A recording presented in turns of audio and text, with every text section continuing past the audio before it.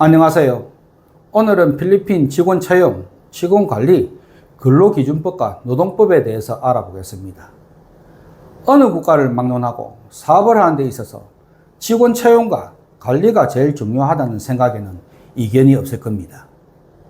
특히 필리핀 같은 동남아 국가는 직원들이 애만 안 먹이면 사업은 성공한다라는 말이 있습니다. 그 정도로 사업에 있어서 직원들의 역할이 중요합니다. 그리고 필리핀에는 사람만 빼고 다 비싸다라는 말이 나올 정도로 인건비가 한국에 비해서 저렴합니다.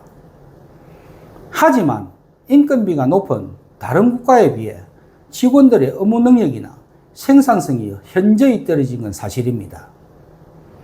필리핀 국민성이 원래 게으르다, 일을 안 하려고 눈치만 본다, 무슨 핑계를 대서라도 결근을 자주 하고 월급은 칼같이 챙겨간다. 필리핀에서 사업을 해보신 분들은 무조건 공감하실 겁니다. 하지만 장점도 있습니다. 일단 다른 동남아 국가에 비해 필리핀 국민 전체가 영어를 거의 다 구사를 합니다. 아시아 국가 중에서는 영어를 모국어처럼 사용하는 국가는 필리핀밖에 없습니다.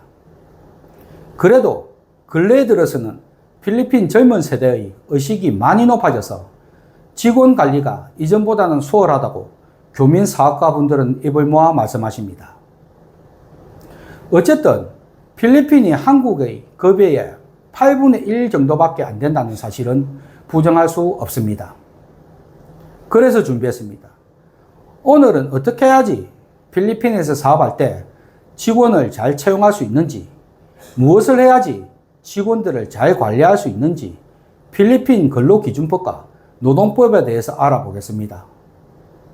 지금 바로 시작합니다. 필리핀 노동법은 1974년에 제정되었으며 미국 법제도의 영향은 크게 받았습니다. 이 법은 노동자의 권리를 보호하고 복지를 증진하는 데 중점을 두고 있으며 성별, 인종, 종교의 다른 차별을 금지하고 노동조합 결성 권리를 보장하는 포괄적인 법적 체계를 갖추고 있습니다. 그럼 먼저 필리핀 노동법 주요 내용부터 알아보겠습니다. 주요 법적권은 대통령령 442호입니다.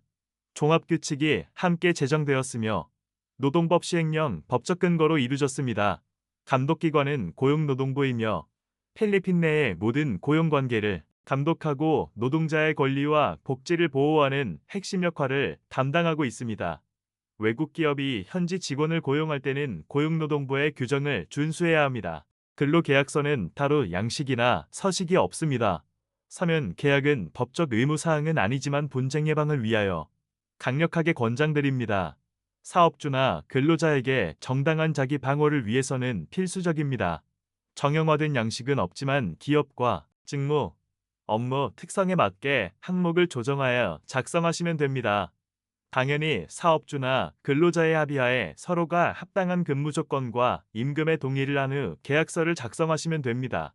영어와 따갈로그어를 병기하여 의사소통 오류 방지를 합니다. 보편적으로는 영문으로 계약서를 작성합니다.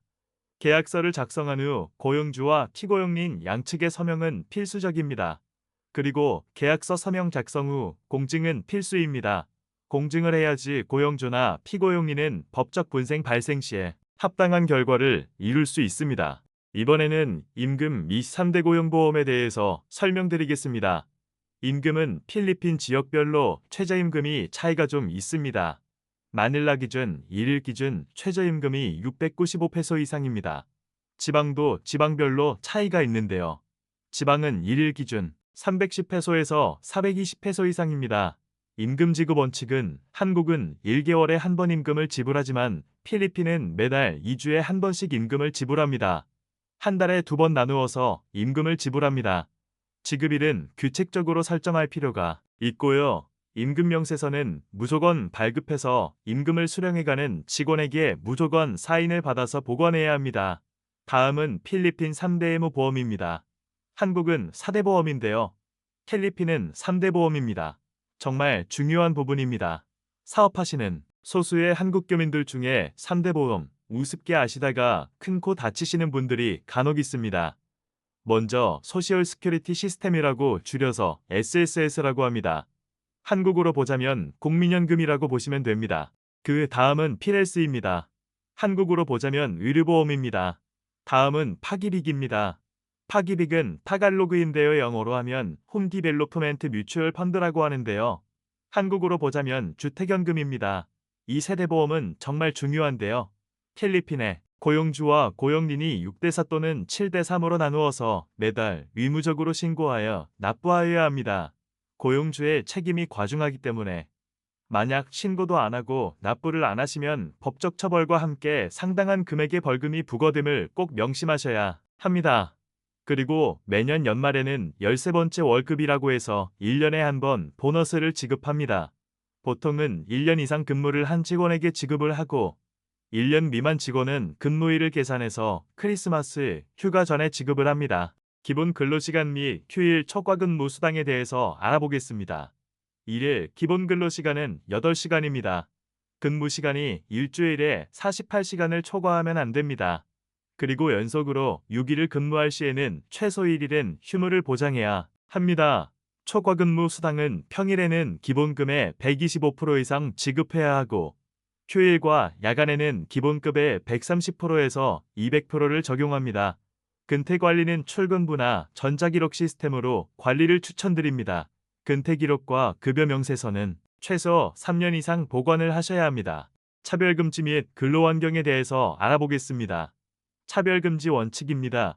필리핀 노동법은 고용 과정에서 성별, 인종, 종교, 국적, 정치적 견해, 사회적 지위에 따른 모든 형태의 차별을 엄격히 금지합니다. 여성 및 약자 보호에도 차별금지에 해당하는데요.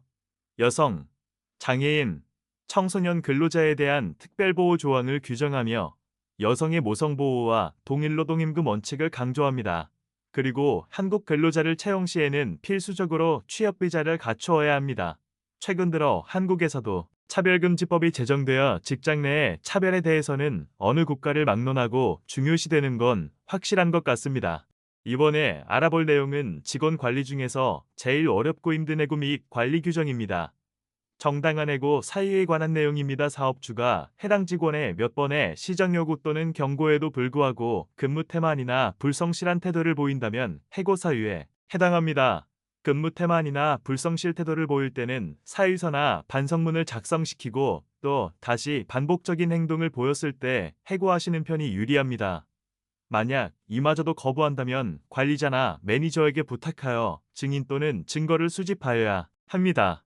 회사 기밀 유출 또는 사기 행위를 저질렀을 때, 지속적인 업무 지시 불이행 시, 범죄 행위 또는 도덕적 문제를 야기했을 때, 이외에도 회사의 규율 규정에 어긋나는 행위를 했을 시에는 정당한 해고 사유에 해당합니다.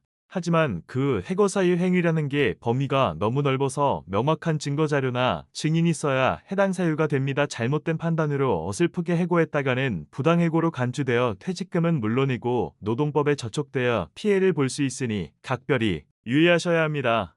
위에서 설명드렸듯이 몇 가지 더 해고 절차에 대해서 말씀드리겠습니다. 해고하기 전 최소 1개월 전에는 통지가 필요하고요. 해고 사유에 대한 명확한 설명과 함께 증거 증인이 있어야 합니다. 소명기일 및 적절한 청문 보장이 되어야 합니다. 퇴직금은 근무년수에 해당하는 금액을 지불해야 합니다. 하지만 근로자가 자의에 의해 퇴사를 할 시에는 고용인은 퇴직금에 대한 책임에서는 책임이 없습니다. 결론 및 실무상 주의사항입니다.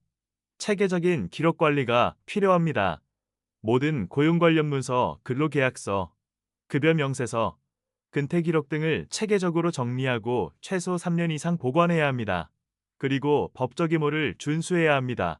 최저임금, 사회보험 가입, 근로시간 규정, 안전기준 등 노동법상의 모든 의무를 철저히 준수하여 법적 분쟁을 예방해야 합니다. 정기적인 법률 검토를 해야 합니다. 필리핀 노동법은 지속적으로 개정되므로 정기적인 법률 검토와 인사 담당자의 교육을 통해 최신 법령 변화에 대응해야 합니다. 필리핀에서의 성공적인 인력 운영을 위해서는 현지 문화와 관행에 대한 이해를 바탕으로 법적 요구사항을 충족시키는 균형 잡힌 접근이 필요합니다.